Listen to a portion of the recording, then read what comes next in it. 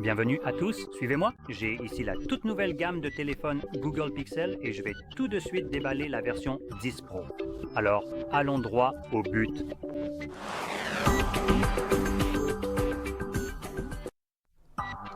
Voici donc la version Moonstone. En ce qui concerne les couleurs, il y a, je crois, 4 autres options, donc 4 couleurs. Donc je n'ai que celle-ci ici, au moins pour le 10 Pro qui est juste posé là. Oui, nous avons une étiquette énergétique juste ici. Et voilà. Ici, nous avons reçu une énorme paperasse. Putain de merde. Et c'est à peu près tout. Oh non. Il y a aussi un éjecto de carte SIM qui a l'air simple comme bonjour. Ensuite, nous obtenons l'appareil.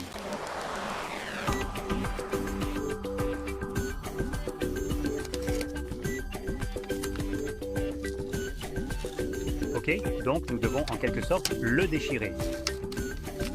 On y va.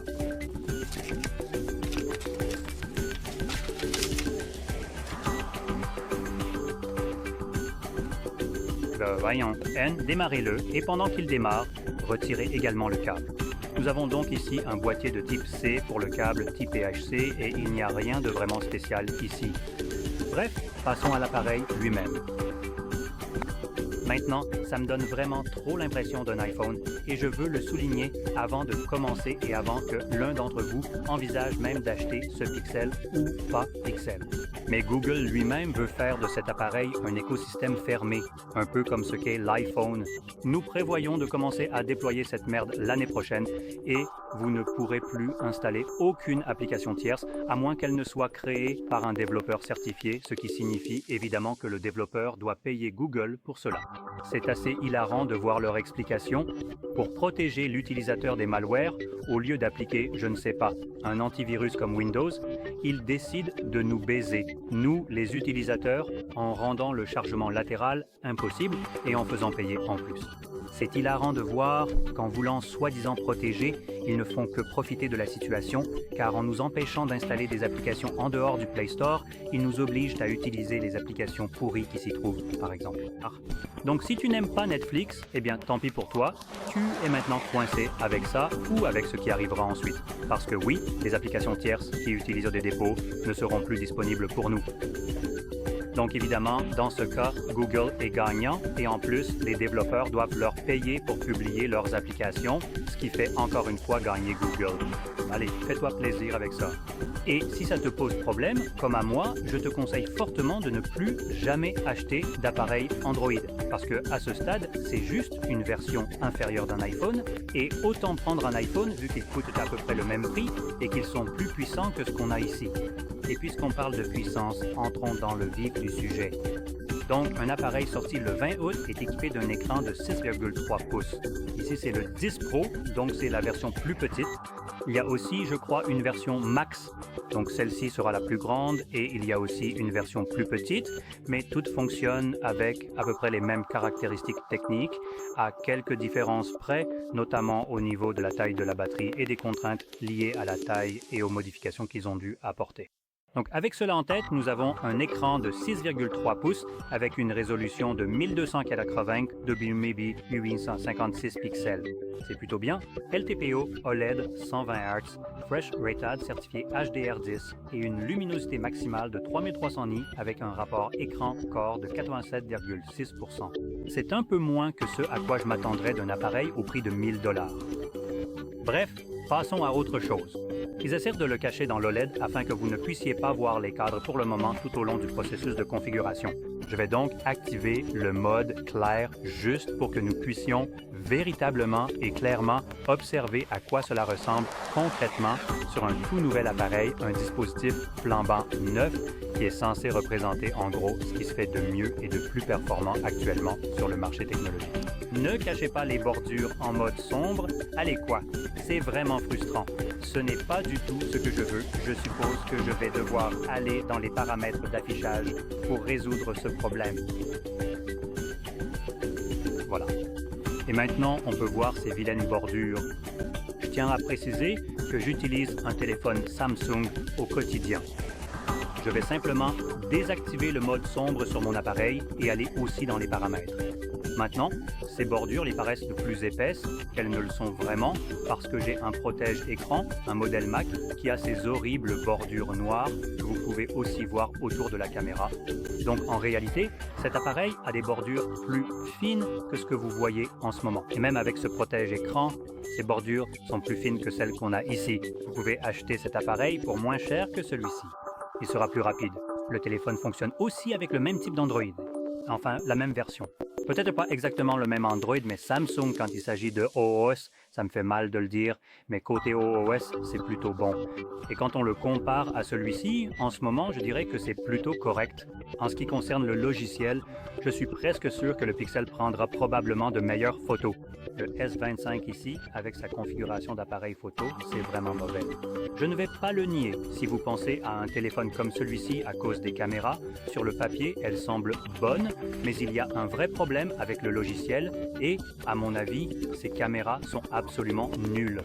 Donc la qualité des photos et des vidéos est tout juste passable, pour le dire gentiment. Et pour un téléphone haut de gamme comme celui-ci, c'est inacceptable. Donc j'espère qu'ici, le Pixel fera un peu mieux en ce qui concerne ce type d'appareil photo. Mais bref, en restant sur l'écran, vous pouvez maintenant voir les bordures. Et les bordures sont, je dirais, correctes si cet appareil coûtait un peu moins cher. Mais à 1000 $, ce n'est pas vraiment le meilleur ratio écran-corps que je prendrais en compte. En prenant aussi en considération qu'il n'y a pas grand-chose d'autre à offrir en termes de spécifications pour ce prix. Alors, poursuivons en dehors de l'écran. En fait, une dernière chose à mentionner. Le verre ici qui recouvre cet écran est le Corning Gorilla Glass Victus 2. Et voilà, c'est à peu près tout. Nous avons également un écran avec une densité de 459 pixels par pouce. Donc la densité de pixels ici est plutôt bonne, avec un format 20.9.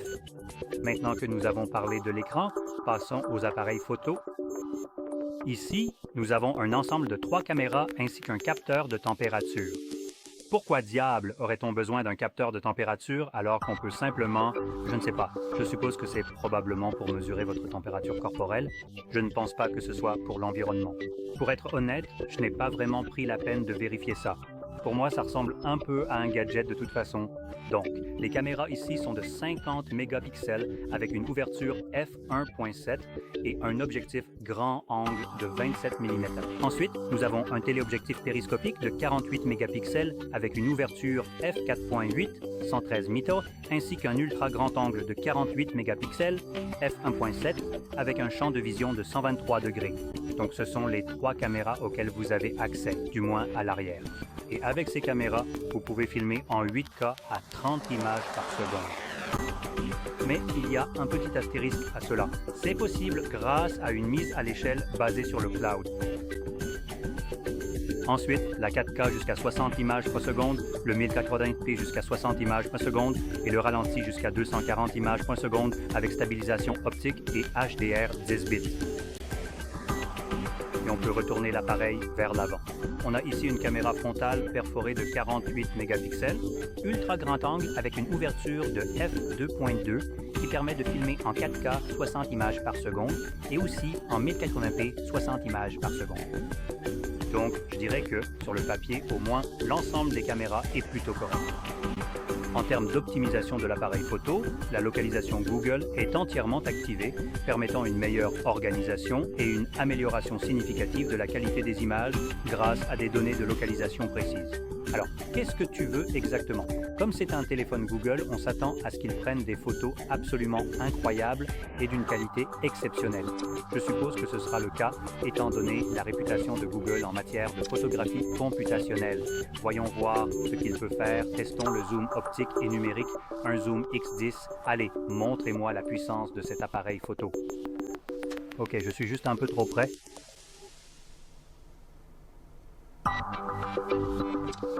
D'accord, donc ça a juste un peu défilé, sauf pour l'ultra. Voyons aussi l'ultra grand angle. Bon, donc voilà. Allô, tu peux retourner s'il te plaît? Voilà, c'est bon. Donc voici toutes les photos que j'ai prises ici, juste pour un petit aperçu rapide. Normalement, cela aurait probablement dû être montré sous forme d'image et d'édition, mais comme on n'édite pas nos vidéos, il va falloir faire avec moi comme ça. Alors, zoomons un peu pour voir ce qu'on a là. Donc là, c'est le zoom maximal et ses photos, sachant que l'ultra grand angle est généralement l'enfant oublié. En fait, ça a l'air plutôt correct. Maintenant, passons au zoom X10. Le zoom X10 sera précisément ici. Et là, le rendu est vraiment exceptionnel. Comme vous pouvez le constater, chaque petit élément textuel est parfaitement visible. On dirait presque qu'ils utilisent une intelligence artificielle bidon ou une sorte d'upscaling avancé pour rendre l'image plus nette et plus détaillée. Et on peut clairement observer cela autour des lettres. Il y a une légère distorsion qui est un peu bizarre et intrigante. Normalement, elles n'auraient pas cet aspect, je ne sais pas trop comment décrire, ce côté arrondi. Comme vous pouvez le voir juste au sommet, ici sur le bord, à l'intérieur, c'est arrondi. Les P ne sont normalement pas arrondis comme ça. C'est parce que la caméra ne voit pas ça très clairement. Donc elle utilise un algorithme pour essayer d'améliorer la qualité et comme elle ne voit pas bien, elle arrondit simplement, essaye d'enlever les bords irréguliers au lieu de garder la netteté naturelle parce qu'elle ne l'aperçoit tout simplement pas. Donc il essaye de deviner à quoi c'est censé ressembler. Et c'est l'une des choses que je déteste vraiment avec les nouveaux téléphones en général. Ils utilisent beaucoup trop de suréchantillonnage de mauvaise qualité pour les photos. Ajoutez simplement un bon appareil photo. Si vous ne pouvez pas mettre un bon appareil photo, arrêtez avec les algorithmes. Je veux une photo qui ait l'air naturelle. Je ne veux pas de trucs comme ça. Ça m'énerve vraiment pour les photos et tout le reste. Chaque photo commence maintenant à avoir l'air artificiel et les fabricants essaient juste de nous faire avaler leurs soi-disant bons appareils photo avec des quantités absurdes de logiciels. À ce stade, ça devient tellement ridicule que je commence à envisager d'acheter un réflexe numérique ou un appareil photo hybride au lieu d'utiliser un téléphone pour ça, parce que là, ça devient n'importe quoi. Je trouve ça dégueulasse. Et ça s'étend généralement à la plupart des photos en général et aussi aux vidéos. Par exemple, l'un des problèmes avec le logiciel Samsung pour les vidéos, c'est que si j'apporte ce texte ici et que, disons, j'ai une sorte de stabilisation M, si je baisse l'exposition, on peut voir à quoi ressemble réellement la table au lieu qu'elle soit surexposée comme c'est le cas en ce moment. Et dès que je commence à bouger ceci de haut en bas avec le téléphone, la table commence à devenir floue tant que ça bouge, parce que la caméra va essayer de garder le texte net en faisant la mise au point dessus. Donc ce n'est pas naturel, c'est juste un agrandissement logiciel. Donc dès que je commence à le bouger, ça devient complètement confus et la caméra oublie totalement qu'il y a la table. Elle pense que tout est censé bouger, mais comme la table ne bouge pas, elle devient floue. Donc oui, ce genre de truc avec les nouveaux téléphones devient déjà super agaçant et je déteste vraiment ça. Et on dirait qu'ici, on a un mauvais upscaling par IA pour ça. Je suppose que c'est de l'IA, tout est IA de nos jours, même si techniquement ce n'est que de l'apprentissage automatique, mais bon, je m'égare. Donc rien de vraiment spécial en ce qui concerne le logiciel Yamra, je dirais, même si les gens en font l'éloge. Il souffre toujours du même problème que je n'aime pas personnellement dans les appareils photo de téléphone de nos jours, à savoir ces photos moches et artificielles avec un algorithme qui tourne en arrière-plan.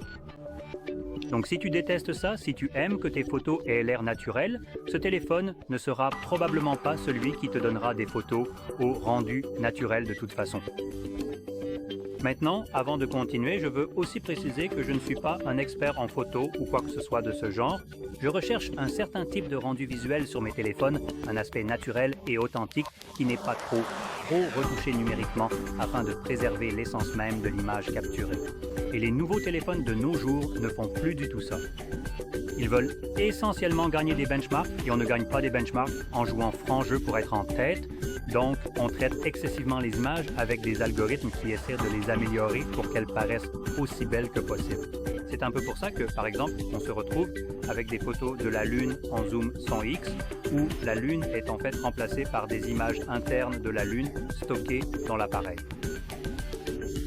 Donc en réalité, vous ne capturez pas vraiment une photo de la Lune, c'est juste une image numérique qui est imposée à l'endroit où la Lune est censée se trouver avec quelque chose que le téléphone conserve. Donc je n'aime tout simplement pas les appareils photo de nos jours, ni les téléphones en général. Il fut un temps où les téléphones proposaient encore de bons appareils photo, puis ils ont décidé de s'y intéresser. Oui, nous devons être au top des scores pour les caméras parce que c'est ce que les gens recherchent. Nous avons donc maintenant partout des photos de pacotille qui ont l'air trop numériques. Génial. Bref, passons à autre chose. Passons maintenant aux composants internes, c'est encore là que le téléphone tombe à plat. Je dirais qu'en ce qui concerne la batterie, on a une batterie de 470 mAh, ce qui est encore plus grand que ce qu'on trouve dans le S25. Mais celui-ci est aussi un tout petit peu plus grand. Je dirais qu'il est plus haut de quelques centimètres, donc ce n'est pas vraiment significatif. Mais il est clairement plus épais, avec l'appareil photo lui-même et le boîtier. C'est donc un appareil plus épais, ce qui veut évidemment dire qu'il peut accueillir une batterie plus grande. Et même si cela peut mieux s'adapter à votre batterie, ce n'est pas ce que je considérerais comme une grosse batterie pour cette taille.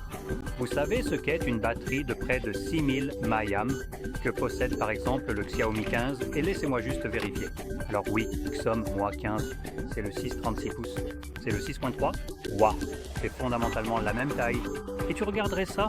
Nous avons une batterie de 5240 mAh qui peut se charger à 90 watts en filaire et 50 watts en sans fil. Cet appareil n'atteint même pas 50 watts en filaire. Il ne va que jusqu'à 30. C'est pathétique. 15 en sans fil. Maintenant, l'une des choses que Google met en avant, c'est que c'est un tout nouvel appareil, une telle amélioration. Et on peut un peu le voir chez tous ceux qui ont été sponsorisés par ça, que la seule chose qu'ils peuvent mettre en avant à propos de cet appareil, c'est « Oh wow, c'est tellement incroyable, il a le MagSafe ». Est-ce la seule chose que ce téléphone a pour lui? Un MagSafe? Tu te moques de moi, là? Et pourquoi pas, je ne sais pas, quelques améliorations générales? Parce que pour l'instant, tout ce que je vois, c'est du partout, à part peut-être l'écran. Donc il se recharge plutôt lentement pour un modèle phare, à 30 watts, c'est juste pathétique. 15 watts en sans fil, là encore c'est assez limité. Mais il doit respecter la norme Q2. Donc c'est juste une limitation, je crois, d'Apple. Apple, je pense, fait partie de cela. Donc c'est toujours du Q2, je crois que c'est le maximum qu'il puisse atteindre, mais il n'y a vraiment pas de quoi s'extasier. Et la seule chose, je suppose que le bon côté, c'est qu'il prend en charge le G2 avec les aimants. Apparemment, cela utilise Qihwan. Je pense que c'est exact, mais la gamme S25, mais Samsung a décidé de ne pas ajouter d'aimant ici. Donc, en gros, cela signifie qu'Apple, parce que vous ne pouvez utiliser aucun accessoire QI avec pour le fixer à l'arrière, comme vous pouvez le faire ici. Ici, nous avons un aimant et vous pouvez simplement attacher des choses comme des batteries externes et d'autres accessoires, par exemple des supports pour voitures et ce genre de choses. Et cela fonctionnera parfaitement et rechargera l'appareil. Ici, vous pouvez le charger, mais il vous faudra, par exemple, une coque avec un anneau en fer pour pouvoir vraiment le maintenir en place. Parce que apparemment, Samsung a décidé d'implémenter le Qi, mais pas la partie vraiment intéressante. Incroyable. Donc je tiens à féliciter Google d'avoir effectivement opté pour le petit anneau. Ainsi, vous pouvez vraiment utiliser les accessoires ici. Mais en général, ce n'est pas vraiment quelque chose qui, à mon avis, change la donne au point de justifier l'achat d'un téléphone. Surtout quand on peut simplement acheter une coque et avoir le même type de fonctionnalité si la coque possède ce petit anneau. Donc pour moi, c'est un peu du vent, et j'évalue un peu tout ça en fonction du prix, et je ne vais pas payer beaucoup trop cher pour un appareil juste parce qu'il prend en charge MagSafe. Mon appareil aussi peut le faire avec une coque à 5 $. Donc voilà, l'autonomie est plutôt faible, la vitesse de charge aussi. Passons maintenant au processeur, parce que peut-être que Google a fait quelque chose d'exceptionnel ici, et vous avez un Google Tensor G5. C'est leur façon d'essayer, je dirais, de brouiller un peu les pistes sur la qualité réelle de ce processeur. Et pour être franc, ce n'est pas génial. Il est clairement à la traîne si on le compare par exemple au Xiaomi 15 qui embarque le Snapdragon 8 Elite. Le 8 Elite écrase littéralement ce processeur. Et si je parle spécifiquement de Xiaomi ici, c'est parce que c'est un appareil bien moins cher que celui-ci. Même le Samsung ici, le S25, le petit modèle, utilise le 8 Elite qui est encore une fois bien plus rapide que celui-ci, que ce soit en performance monocœur, multicœur ou en performance graphique. Dans les deux cas, en graphisme, c'est carrément, je crois, 40% plus rapide. Donc c'est tout simplement bien meilleur, tout en coûtant encore moins cher que celui-ci. Donc oui, le Google Tensor G5 est tout simplement une blague de processeur pour un appareil à 1000 $. Heureusement, il est livré avec 1 gigaoctet de RAM, ce qui est bien. Honnêtement, je dirais que c'est exagéré pour l'appareil, mais je préfère en avoir trop plutôt que trop peu. Et en termes de stockage, c'est là que j'ai un peu de problème. 128 Go de stockage constitue l'entrée de base de ce téléphone sans stockage extensible. Wow! Que dirais-tu de Google? Je ne donne pas 12 Go de RAM et je double le stockage par défaut. Ce serait une bien meilleure option, mais évidemment, il faudrait dépenser plus d'argent. La version 256, mais encore une fois avec 16 Go de RAM. Maintenant, il y a de fortes chances, et je veux le souligner, que vous ayez moins de 128 Go de stockage parce que c'est possible. Google propose cette option de convertir le stockage en RAM. Ça enlève un peu, en quelque sorte. Je ne sais pas si c'est utilisé ici. Voyons voir. Il va probablement y avoir quelque chose. Voyons la RAM. Je ne vois rien concernant la RAM, donc il se peut qu'en fait, elle ne soit pas convertie. D'accord, donc ça c'est bien. Donc 128 Go de base, 16 Go de RAM en entrée, et on peut aller jusqu'à un impressionnant téraoctet avec 16 Go de RAM. Et c'est à peu près tout pour les spécifications ici. Enfin, regardons la qualité de fabrication. On a ici un dos en verre avec cette visière en métal. On a aussi un cadre en aluminium de très haute qualité qui est non seulement robuste et durable, mais qui confère également une sensation premium au toucher. Ça me donne carrément l'impression très nette et immédiate d'avoir entre les mains un iPhone de dernière génération. La façon dont c'est arrondi, la sensation en main, ça a l'air premium et joli, mais ça donne un peu l'impression d'être une copie d'iPhone. Les boutons de volume et le bouton d'alimentation sont au même endroit, mais pour moi c'est un peu étrange car je n'y suis pas habitué. Si je prends mon téléphone, je vois que pour moi ces boutons sont inversés. J'ai les boutons de volume en haut et le bouton d'alimentation en bas. Ici on a les boutons de volume plus bas et le bouton d'alimentation plus haut.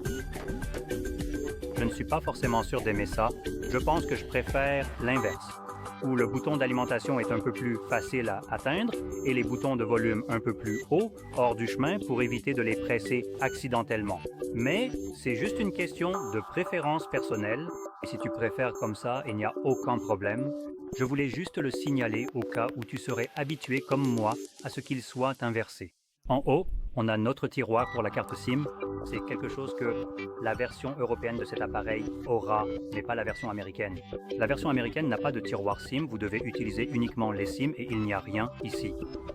On a toujours l'antenne et le microphone, et sur le côté gauche, il y a encore plus d'antennes. En bas, on retrouve notre port de charge type C avec la grille du haut-parleur qui sont recouverts par ce e-gut en métal. Voilà une petite grille en métal, comme vous pouvez le voir, c'est plutôt joli. Évidemment, cela empêchera la saleté de pénétrer dans les haut-parleurs, mais cela risque aussi de se salir et d'être un peu plus difficile à nettoyer car c'est une grille métallique. Et puis, en revenant sur le côté droit, comme je l'ai mentionné, on a encore plus d'antennes ici, ainsi que le bouton d'alimentation et les boutons de volume, et c'est à peu près tout. Pour conclure, c'est un appareil à 1000 $, dont le seul véritable atout est de faire tourner la version d'Android de Google, celle qu'ils réservent uniquement à leurs pixels. Si c'est quelque chose qui vous tient à cœur plus que n'importe quelle autre fonctionnalité sur un appareil, alors peu importe ce que je dirai ici, cela n'aura pas vraiment d'importance. Mais si vous êtes le genre de personne qui se fiche complètement de certaines fonctionnalités spécifiques réservées à un seul appareil, ce que je tiens à souligner, d'autres appareils les ont aussi. Et si ce n'est pas le cas, vous pouvez simplement les ajouter via des applications. Donc au final, ce n'est pas si important que ça. Mais comme certaines choses sont intégrées dans le système d'exploitation, par exemple Samsung propose beaucoup de fonctionnalités que le Pixel offre, mais elles fonctionnent un peu différemment. Et maintenant, par exemple, certaines des fonctionnalités qu'ils avaient auparavant, comme la détection de chansons, vous pouvez simplement ignorer et maintenir le bouton d'alimentation enfoncé, puis demander à Gemini de détecter la chanson et l'outil vous le dira. Donc, ce n'est pas aussi utile, par exemple, que de l'avoir affiché sur l'écran d'accueil ou l'écran de verrouillage et d'avoir aussi un historique pour cela. Mais si je me fais avoir sur tout le reste juste pour cette seule fonctionnalité que je recherche, je préfère largement le faire manuellement. Donc ce n'est pas seulement mon approche. Comme je l'ai dit, si vous accordez de l'importance à de vraies bonnes fonctionnalités pour le prix que vous payez, alors le pixelisme n'est clairement pas fait pour vous. Il semble, à première vue, que ses spécifications et ses qualités annoncées soient, je dirais, plutôt décevantes pour moi. Ce n'est pas quelque chose que je rechercherais. Mais avant d'aller plus loin dans notre discussion, il y a une dernière chose, une information cruciale que je tiens absolument à mentionner. Probablement l'aspect le plus important de tout ce que nous allons aborder, mais qui, il est vrai, ne concernera pas la grande majorité des personnes si votre intention est d'utiliser le système d'exploitation personnalisé et spécifiquement conçu pour cet usage ici. Alors, comment cela s'appelait-il exactement?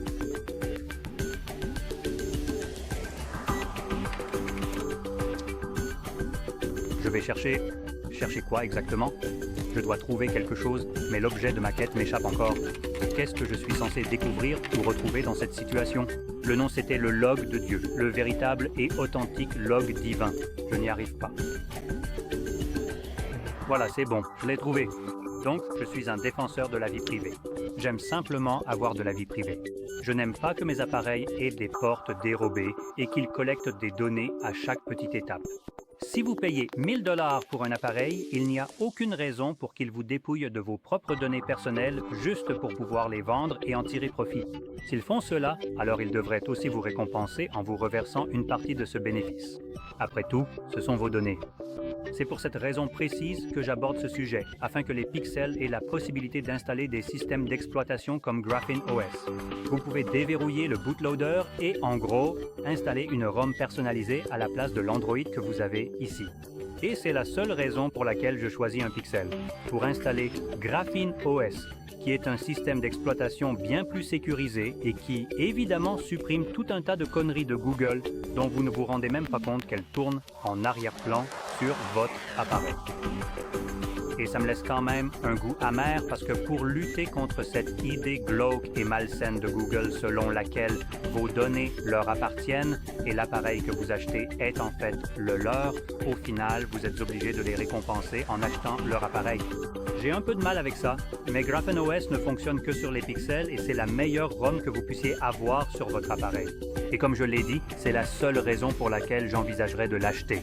J'aime la sécurité, j'aime la vie privée et Graphene OS offre cela. Et si c'est aussi votre cas, alors vous pourriez envisager de choisir cet appareil précisément pour cette raison. Cela dit, il existe d'autres ROM qui offrent également un niveau de confidentialité tout à fait correct. Par exemple, je pense que LineageOS est disponible sur un groupe d'appareils beaucoup plus large, donc je peux l'installer sur beaucoup plus de modèles et de marques, alors que Graphene n'est disponible que sur les pixels. Donc, quand vous payez déjà 1000 $, vous pouvez soit choisir cet appareil et opter pour Graphene, soit choisir quelque chose de beaucoup moins cher qui est plus rapide, comme un Samsung, et y installer quelque chose comme Lineage. Bien que je ne sache pas si vous pouvez installer Lineage sur certains Samsung, car ils ont la sécurité Knox, mais la série Samsung S serait le seul appareil à disposer de cette protection. Quoi qu'il en soit, je vous recommande vivement de vous pencher là-dessus, tout simplement parce qu'il s'agit de vos données sur le téléphone que vous avez déjà payé. Autant avoir le contrôle de vos propres données sur votre propre appareil, ou du moins sur quelque chose qui est censé être votre appareil. Et vous pouvez reprendre le contrôle simplement en changeant la ROM ici, en la craquant. Voilà, j'espère que vous avez trouvé cette vidéo utile. Et si c'est le cas, n'oubliez pas de liker et de vous abonner. Merci d'avoir regardé.